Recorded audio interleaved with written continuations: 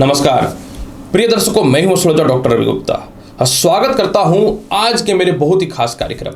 जी हां प्रिय दर्शकों, आज का जो मेरा खास कार्यक्रम का सब्जेक्ट है वह यह है कि कुंभ राशि वाले, क्या 2.5 साल में जो जीवन में दुखों का पहाड़ गिरा, क्या कुंभ राशि वाले आपने अपने जीवन में कोई पाप किया था? नहीं कुंभ राशि वाले, खराब था आपका समय।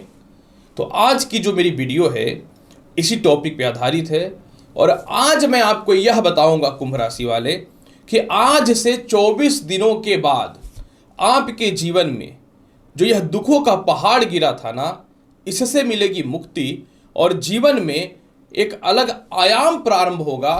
और अब जीवन में जो मिलेगा, जिसकी कल्पना आप कभी सोचे भी नहीं थे, किए भी नहीं थे, मतलब सीधी बात यही है कि अब आपका वक्त आएगा आपके साथ और आप दुनिया में इतिहास रचने वाले होंगे। आपकी तूती बोलेगी, क्योंकि कहते हैं ना, जब मनुष्य के ऊपर दुख आता है तो मनुष्य जो है हर विपत्तियों से लड़ने के लिए तत्पर हो जाता है, ताकतवर हो जाता है। प्रिय दर्शकों, आपके जिंदगी में बर्बादी का दौर जो है ये 24 जनवरी 2020 को ही प्रारंभ हो चुका था, जब शनि देव जो है मकर राशि में प्रवेश किए थे। प्रिय कुंभ राशि वाले, मकर राशि और कुंभ राशि दोनों के स्वामी शनि होते हैं, लेकिन 24 जनवरी 2020 को जब शनि कुंभ राशि मकर राशि में प्रवेश किए थे तो आपकी कुंडली में यह द्वादश भाव में विराजमान हो चुके थे।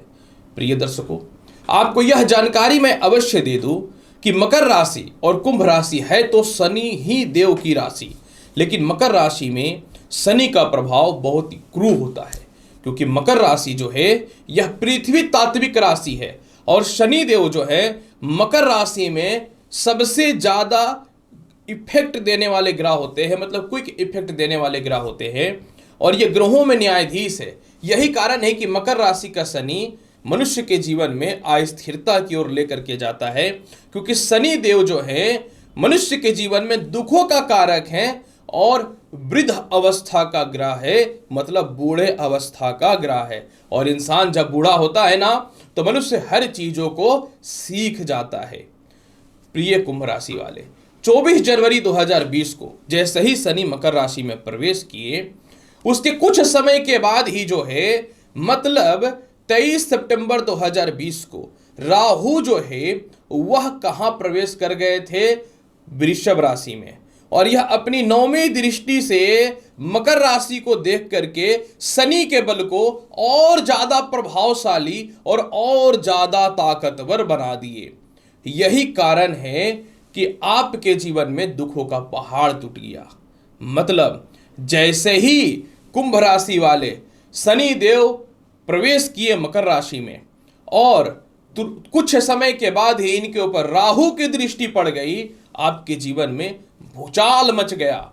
सर्वप्रथम क्या हुआ, जो लोग विदेश गए, विदेश जाने के बाद कॉन्ट्रैक्ट कुछ और बोल के बुलाया गया, जीवन में और कुछ दिखने को मिला।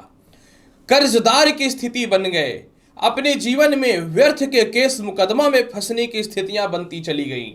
इसके बाद फिर जो है तनाव, परेशानी और अस्थिरता का दौर चलने लगा। कुछ लोगों को आपके वास्तविक व्यवहार के कारण बंदी बनाने की स्थितियां पैदा हो गई। साथ में लग्न के स्वामी की स्थिति के ऊपर पापी ग्रह का दृष्टि पड़ना, एक क्रूर ग्रह के ऊपर पापी ग्रह का दृष्टि पड़ना, राहु का आपके जीवन में व्यर्थ का घर से दूर कर दिया गया। आपके माता पिता आपसे नफरत करने लगे। आपके माता या पिता जो आपको जीवन में बहुत ज्यादा सपोर्ट करते थे, उनका साया भी हाथ से और जीवन से दूर होना प्रारंभ हो गया। खुद की संपत्ति में विवाद की स्थितियां पैदा हो गईं। ना चाहकर के भी स्थान परिवर्तन का दौर होता रहा।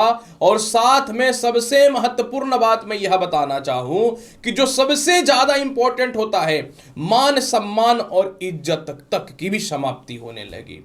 जब मकर राशि में शनि का प्रवेश हुआ और राहु की दृष्टि इसके ऊपर पड़ने लगी, तो आपके जीवन में में जैसे ही जून जुलाई पार हुआ 2020 में, दाम्पत्य जीवन में मतभेद की स्थितियां बनने लगी, बहुत हद तक एक्स्ट्रा मैरिटल अफेयर की स्थितियां बनने लगी। इसके अलावा जो है बहुत ही जबरदस्त कर्जदार बने, पैसे की दिक्कत भी देखने को मिली। हालांकि पैसे आते रहे लेकिन दिक्कत देखने को मिले। परिवार के लोग आपके दुश्मन हुए, बाहर के लोग आपके दुश्मन हुए, कर्ज के कारण परेशानियां जीवन में देखने को मिली।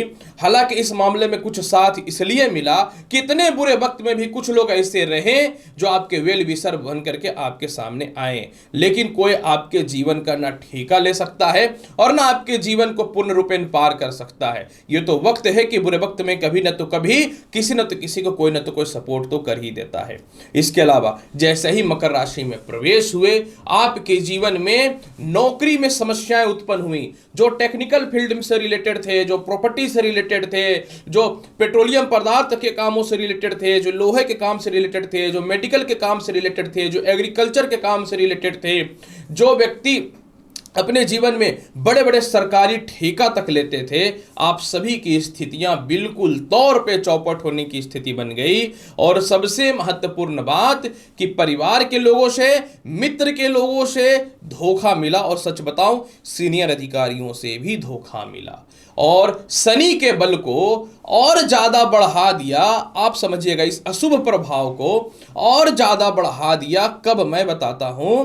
12 अप्रैल 2022 को जब यही राहु मेष राशि में प्रवेश कर गए, समझने वाली बात है, जब यही राहु मेष राशि में प्रवेश कर गए तो इनकी फिर जो है सप्तम दृष्टि, समझने वाली बात है, सप्तम दृष्टि भाग्य स्थान पे और पंचम दृष्टि जो है वो सप्तम स्थान पे चला गया। और क्या हुआ कि 2022 में यह वैवाहिक जीवन को खराब कर दिया, डाइवोर्स तक की स्थिति को पैदा कर दिया, और साथ में डिप्रेशन, तनाव की स्थितियां बननी चालू हो गई। परंतु कुंभ राशि वाले कहते हैं ना, जिसका साथ भगवान दे उसको संसार में कोई भी कुछ नहीं कर सकता है। निश्चित तौर पे आपके जीवन में क्या हुआ, 17 जनवरी 2023 को पुनः शनि जो है अपने असली रूप में आए और मकर राशि को छोड़ करके कुंभ राशि में प्रवेश कर गए। लेकिन यहां पे भी कोई चौंकने वाली बात नहीं है। जैसे ही 17 जनवरी को शनि देव कुंभ राशि में प्रवेश किए तो इनकी एक दृष्टि तृतीय मेष राशि पे गई, जो नीच की राशि होती है इनकी, जो तृतीय भाव पे गया। दूसरी इनकी सप्तम दृष्टि सप्तम भाव पे गया, जहां सिंह राशि सूर्य की राशि, जिनसे इनका बहुत बड़ा शत्रुता देखने को मिला है। और इनकी दसम दृष्टि कर्म क्षेत्र पे गया, लेकिन एक दृष्टि सिर्फ इनका कर्म क्षेत्र पे शुभ माना गया, मंगल की राशि पे, क्योंकि कर्म क्षेत्र के कारक होते हैं दशम भाव के। लेकिन अब दौर बदल रहा है। आज से 24 दिनों के बाद आज से 24 दिनों के बाद देवगुरु बृहस्पति अपने मीन राशि को छोड़ करके प्रवेश कर रहे हैं मेष राशि में। और जब यह मेष राशि में प्रवेश करेंगे तो सर्वप्रथम शनि देव और बृहस्पति का समगृह संबंध है।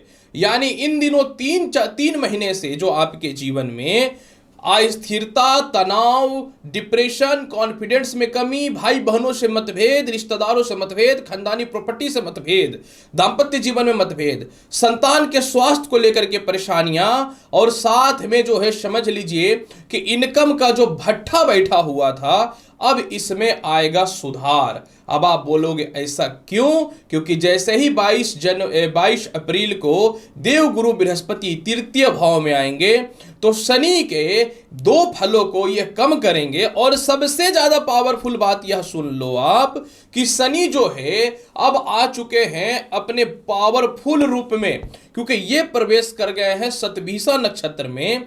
और शतभिषा नक्षत्र में शनि 10 डिग्री से 18 डिग्री के मध्य में होते हैं। यानी 24 जनवरी 2025 तक 24 जनवरी 2025 तक 29 मार्च 2025 तक जो है शनि देव अब रहेंगे अपने असली अवतार पे।